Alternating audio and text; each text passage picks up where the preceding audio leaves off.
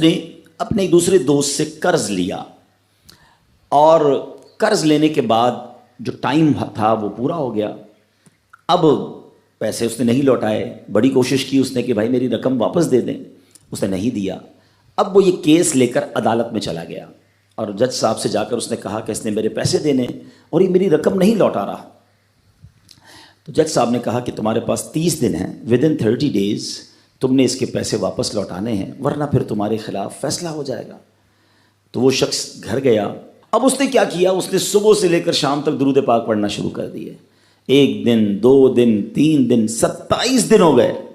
وہ درود پڑھتا رہا اور انتظار کرتا رہا. پیسے تو تھے نہیں، 30ویں دن عدالت میں پیش ہونا تھا. 27 دن گزر گئے، 28ویں رات آ گئی. خواب میں اس کو کسی نے آواز دی کہ گھبراؤ نہیں، تمہارا قرض ادا ہو جائے گا. اگلے دن پھر درود پاک پڑھتا رہا. اب نبی پاک کی خواب میں زیارت ہوئی. آقا علیہ الصلوۃ والسلام تشریف لائے، فرمایا گھبراؤ نہیں، تمہارا قرض ادا ہو جائے گا. تم علی بن عیسیٰ وزیر کے پاس جاؤ اور اس سے کہو وہ تمہارا قرض ادا کر دے گا. اب جب صبح اٹھا تو بہت خوش کہ نبی پاک کی زیارت مجھے ہو گئی. لیکن پھر خیال آیا کہ میں اگر وزیر صاحب کے پاس گیا اور انہوں نے مجھ سے کوئی ایویڈنس مانگ لیا، کوئی پروف مانگا، کہ میں کیسے مان لوں تمہیں نبی پاک نے بھیجا ہے، تو اس بات پر تو میرے پاس کوئی دلیل نہیں ہے. اب 30ویں رات آ گئی، آخری رات ہے، صبح عدالت میں جانا ہے. درود پاک پڑھتے پڑھتے سو گیا. سرور کائنات علیہ الصلوۃ والسلام نے خواب میں پھر کرم فرمایا. فرمایا علی بن عیسیٰ وزیر کے پاس جاؤ، وہ تمہارا قرض ادا کر دے گا. کہ حضور میں چلا تو جاتا، مگر اگر وہ مجھ سے یہ کوئی پروف مانگتا، کوئی ایویڈنس مانگتا تو میں کیا جواب دیتا. پیارے آقا علیہ الصلوۃ والسلام نے فرمایا کہ ایسا کرو، اسے یہ کہنا کہ آپ کا ایک راز ہے جو آپ جانتے ہیں اور رب جانتا ہے، اور وہ راز یہ ہے کہ آپ روزانہ فجر کے بعد 5000 بار درود پاک پڑھتے ہیں، اور جب تک درود پاک مکمل نہیں ہوتے آپ کسی سے بات نہیں کرتے. اب جب صبح اٹھا تو بہت مطمئن کہ اب تو دلیل بھی آ گئی ہے. پہنچ گیا صبح علی بن عیسیٰ وزیر کے پاس. اس کا دربار لگا ہوا ہے. اس نے پیغام بھجوایا کہ میں علی بن عیسیٰ وزیر صاحب سے اکیلے میں ملنا چاہتا ہوں، پیغام لایا ہوں. درباری نے آ کر پوچھا، وزیر صاحب پوچھ رہے ہیں کس کا پیغام لایا ہو؟ کہا میں نبی پاک علیہ الصلوۃ والسلام کا پیغام لایا ہوں. فوراً وزیر صاحب نے بلا لیا. کہا فرمائیے. کہا مجھے میرے آقا علیہ الصلوۃ والسلام نے کہا ہے کہ آپ میرا قرض ادا کر دیں.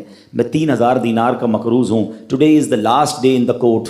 آج مجھے کورٹ میں پیش ہونا ہے. اگر آج میں نے اپنا قرض ادا نہ کیا تو مجھے جو ہے وہ سزا ہو سکتی ہے. علی بن عیسیٰ کہتا ہے میں بالکل آپ کا قرض تو ادا کر سکتا ہوں، مگر مجھے کیسے پتہ چلے، کوئی دلیل ہے، کوئی پروف ہے کہ آپ کو نبی پاک علیہ الصلوۃ والسلام نے بھیجا ہے؟ کہتا ہے ہاں، خالی ہاتھ نہیں آیا، آقا نے دلیل بھی عطا فرمائی ہے.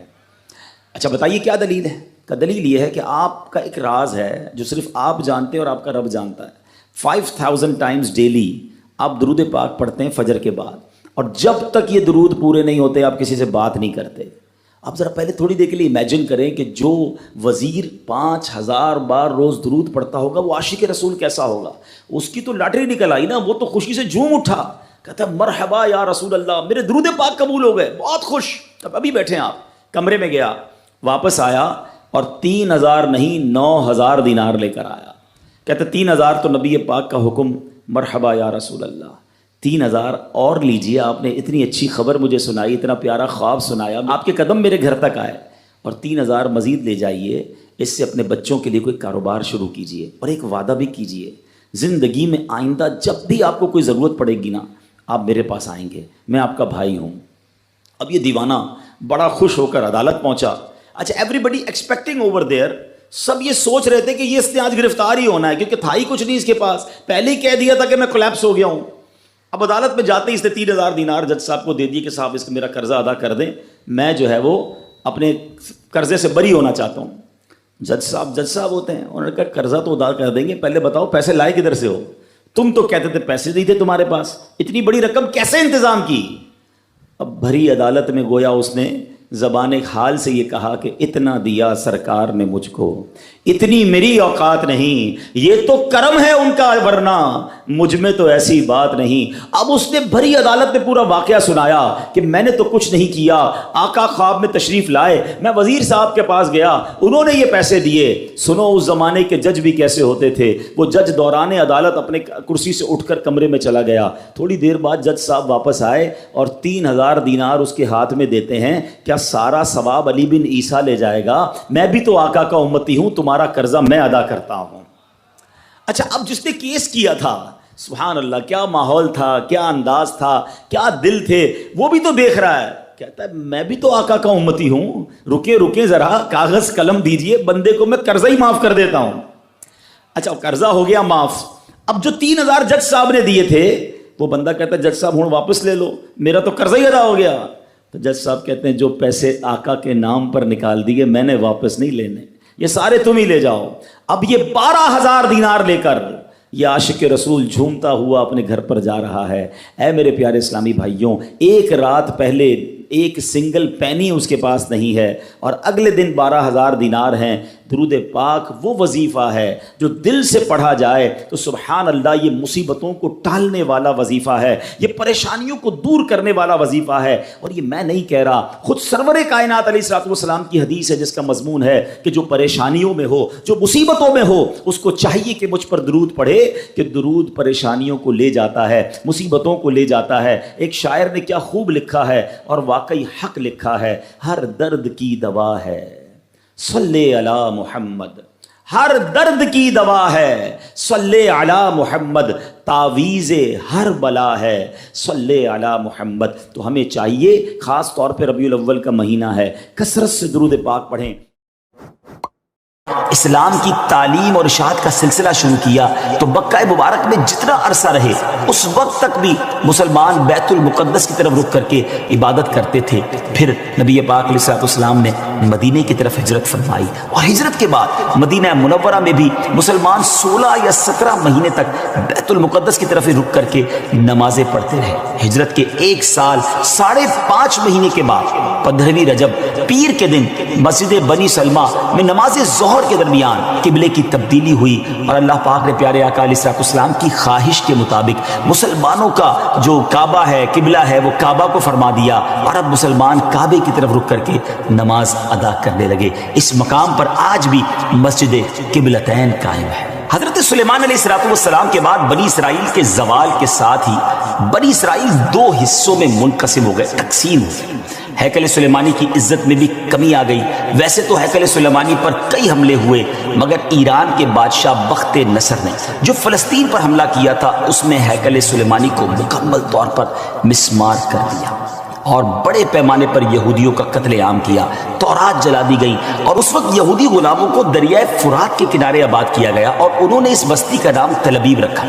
اس کے بعد ایران کے پہلے کسرا خسرو نے یہودیوں کو واپس فلسطین جانے کی اجازت دے دی، تب وہ جنوبی فلسطین میں آ کر آباد ہوئے اور ہیکل سلیمانی کی اثر نو تعمیر کی، مگر یہ تعمیر بھی زیادہ عرصے قائم نہ رہ سکی، اور 70 عیسوی میں روم کے بادشاہ توتس نے ایک مرتبہ پھر ہیکل سلیمانی پر حملہ کیا، اسے مسمار کر دیا، اور یہودیوں کو فلسطین کے جنوبی حصے سے بھی نکال دیا۔ یوں فلسطین مکمل طور پر یہود سے خالی ہو گیا تھا۔ حضرت عمر فاروق رضی اللہ تعالیٰ عنہ کے عہد خلافت میں جب فلسطین فتح کیا گیا، اس وقت وہاں عربی النسل قبائل آباد تھے۔ اسلامی لشکر کے سپہ سالار سیدنا ابو عبیدہ بن جراح رضی اللہ تعالیٰ عنہ نے فتح یرموک کے بعد اسلامی لشکر کے ساتھ آپ دمشق آ چکے تھے۔ آپ نے اپنے اصحاب سے مشورہ کیا کہ قیصاریہ روانہ ہو یا بیت المقدس۔ حضرت سیدنا معاذ بن جبل رضی اللہ تعالیٰ عنہ کے مشورے پر عمل کرتے ہوئے سیدنا فاروق اعظم رضی اللہ تعالیٰ عنہ کی بارگاہ میں ایک مکتوب روانہ کیا گیا، دونوں شہروں میں سے کس شہر کا انتخاب کیا جائے۔ سیدنا فاروق اعظم رضی اللہ تعالیٰ عنہ نے جلیل القدر صحابہ کرام علیہ رضوان سے جب مشورہ کیا تو مولا علی شیر خدا کرم اللہ تعالیٰ وجہ الکریم نے فرمایا کہ اے امیر المومنین، آپ اسلامی لشکر کو بیت المقدس کی طرف روانگی کا حکم دیں، وہ پہلے بیت المقدس کو فتح کرے پھر قیصاریہ کی طرف جائیں، کیونکہ رسول پاک علیہ الصلوۃ والسلام نے پہلے مجھے بیت المقدس کی فتح اور بعد میں قیصاریہ کی فتح کی خوشخبری دی تھی۔ یہ سن کر سیدنا فاروق اعظم رضی اللہ تعالیٰ نے فرمایا، اے ابو الحسن، آپ نے سچ کہا۔ پھر سیدنا ابو عبیدہ بن جراح رضی اللہ تعالیٰ کی طرف پہلے بیت المقدس اور پھر قیصاریہ روانگی کا حکم لکھ کر روانہ کر دیا۔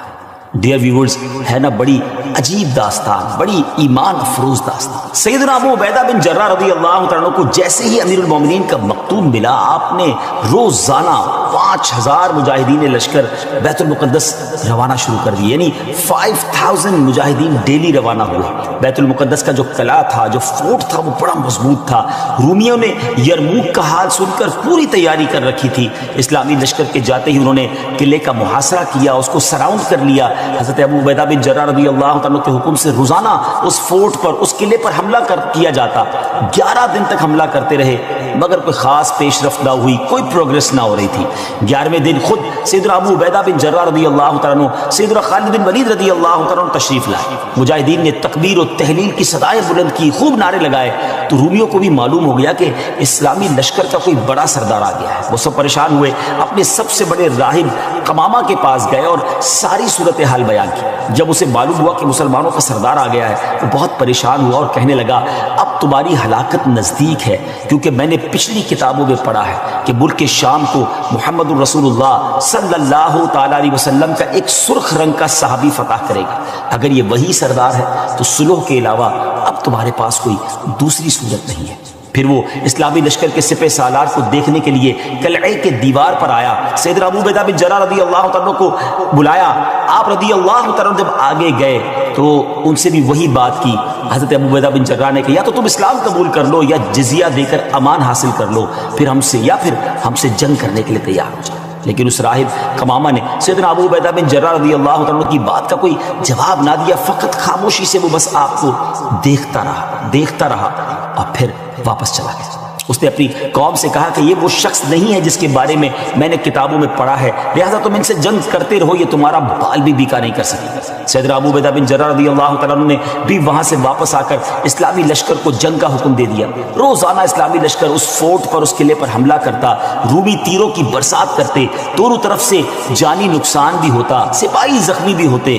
لڑائی 4 ماہ تک جاری رہی۔ جی ہاں ویورز، 4 منتھ تک یہ لڑائی جاری رہی۔ اہل شہر تنگ آ گئے، وہ دوبارہ اپنے جو سردار تھا، جو ان کا لیڈر تھا قمامہ، اس کے پاس گئے، ساری صورتحال بیان کی۔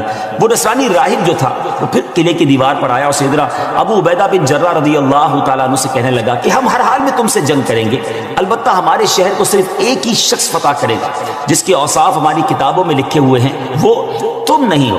سیدنا ابو عبیدہ بن جراح رضی اللہ تعالیٰ نے فرمایا کہ تمہاری کتابوں میں اس کی کیا اوصاف لکھے ہوئے ہیں؟ اس نے کہا، وہ ہم تمہیں نہیں بتائیں گے، البتہ اسے دیکھ کر ہم فوراً پہچان لیں گے کہ یہ وہی شخص ہے۔ ہاں اگر تم اس کا نام جاننا چاہتے ہو تو ہم اس کا نام بتا سکتے ہیں۔ اللہ اکبر، ان کی کتابوں میں اس صحابی کا نام بھی موجود تھا۔ آپ رضی اللہ تعالیٰ نے فرمایا کہ ٹھیک ہے، تم اس کا نام ہی بتا دو۔ اس نصرانی راہب نے کہا کہ جو شخص ہمارے اس شہر کو فتح کرے گا وہ محمد الرسول اللہ صلی اللہ تعالیٰ علیہ وسلم